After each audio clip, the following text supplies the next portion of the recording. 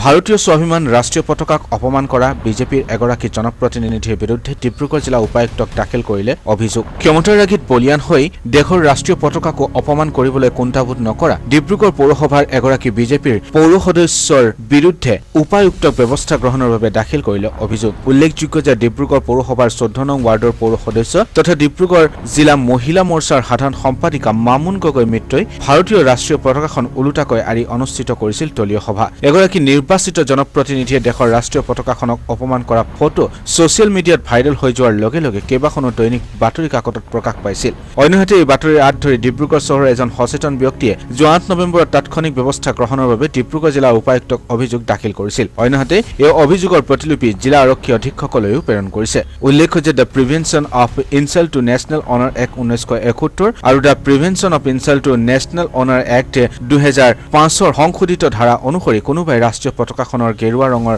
অংশ তললৈ দি আঁৰিলে অথবা উত্তোলন কৰিলে গ্ৰেপ্তাৰ কৰি 3 বছৰ পৰ্যন্ত জেল হাজতলৈ প্ৰেৰণৰ নিৰ্দেশনা আছে। ইতিমধ্যে ডিব্ৰুগড় পৌৰসভাৰ বিজেপিৰ পৌৰ সদস্যগৰাকীয়ে দলীয় সভাখনত পতাকাখনৰ গেৰুৱা অংশ ওলোটাকৈ বেৰত অৰাৰ প্ৰমাণ পোৱা গৈছে। তাৰ পিছতো এই পৰ্যন্ত পৌৰ সদস্যগৰাকীৰ কোনো ধৰণৰ আইনী ব্যৱস্থা গ্ৰহণ কৰা নাই জিলা প্ৰশাসনে। বিষয়টোক লৈ ডিব্ৰুগড় সচেতন মহলৰ মাজত সৃষ্টি হৈছে তীব্ৰ প্ৰতিক্ৰিয়াৰ।